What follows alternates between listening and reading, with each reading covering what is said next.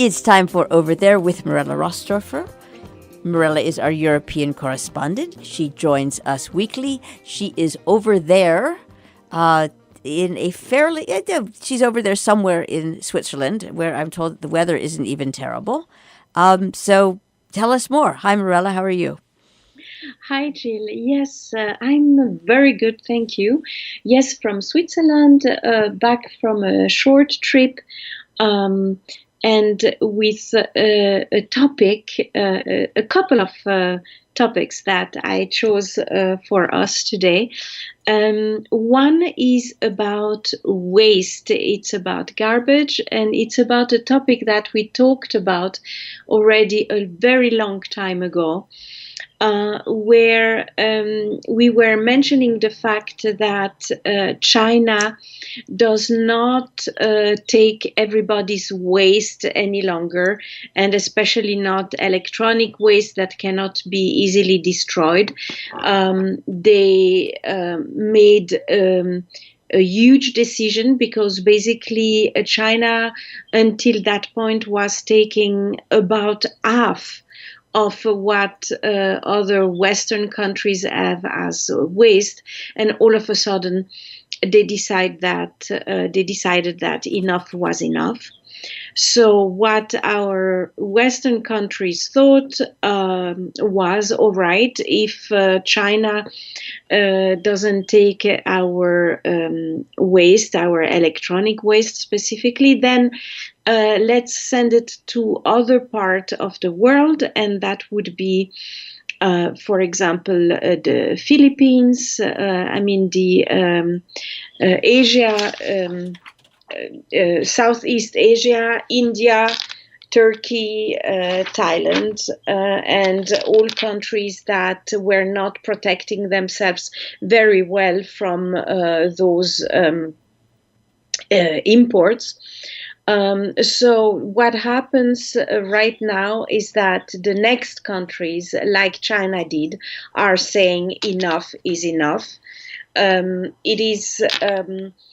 for example, in the Philippines, a huge problem, and the minister Teodoro Locsin also took the issue on Twitter, as I guess all politicians do these days, to say that they were not ready to take the waste of all the rich countries anymore.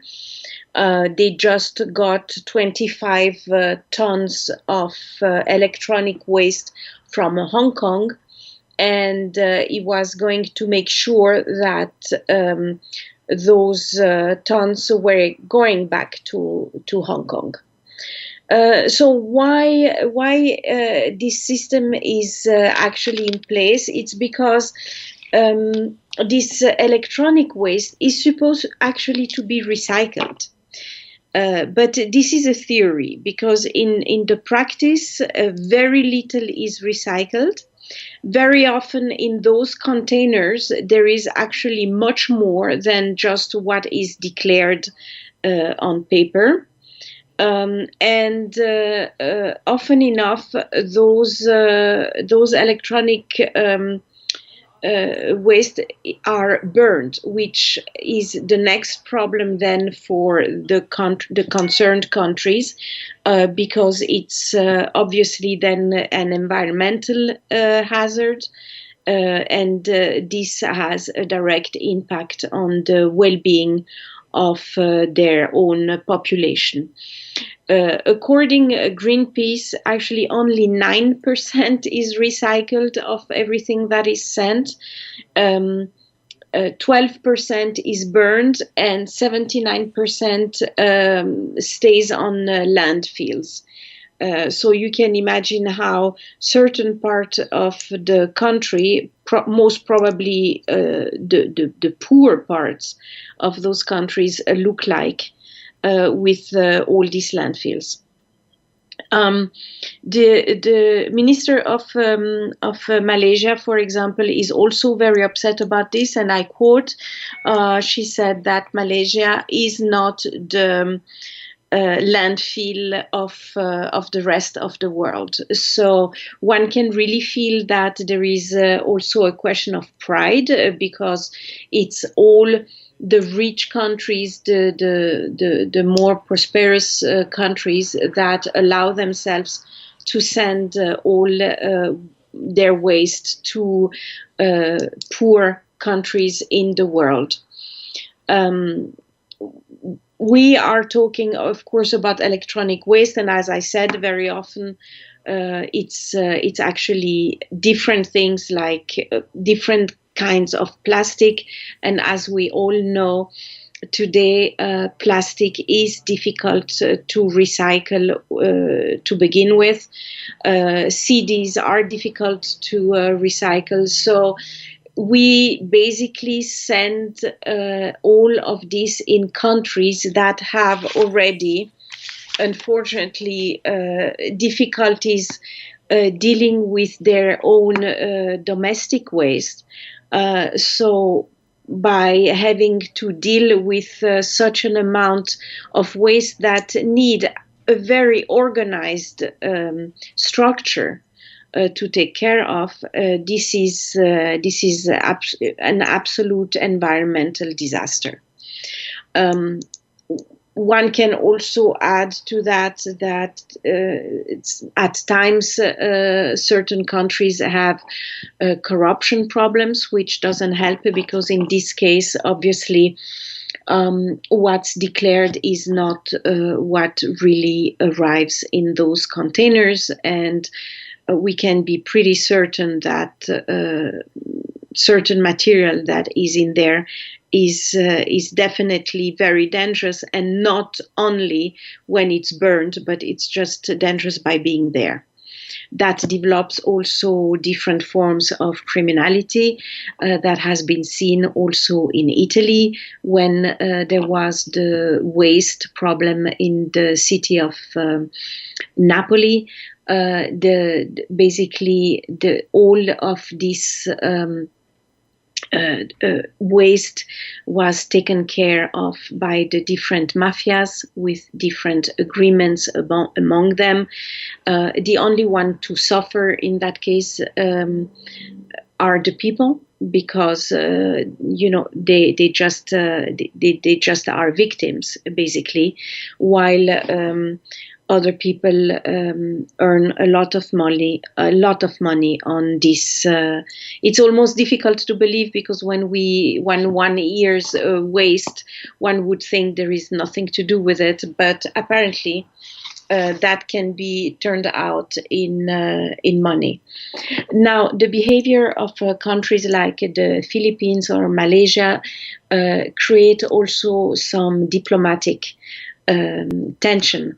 One example would be between Canada and the Philippines, where some of this electronic waste has been sent many years ago, and the Philippines still have the intention to send it back to Canada, which obviously they don't want that back. So what seems to be an irrelevant problem in a world of much bigger issues is part of the environment issues that we will have to deal with. And that's also the reason why mid-May 180 countries signed an agreement demanding that as of 2021, any country who wants to export material that cannot be recycled, they first have to ask for permission. So this would be a way to put a frame around that business and try to avoid containers arriving full of who knows what in countries that don't really have the structure to take care of it. And of course, the ideal would be at the end to be able to recycle most of it, which was admittedly also the original idea. So this is one little part of our environmental issues worldwide. But I thought that it was worth mentioning that because very often Western countries or so-called rich countries have the tendency to criticize countries like China and others about the environment, about pollution. And I thought that it was a very interesting paradox to see that while criticizing on one hand, on the other hand, we do not hesitate to send our waste to those countries. Exactly. Thank you very much, Mirella Ross, over there. My pleasure.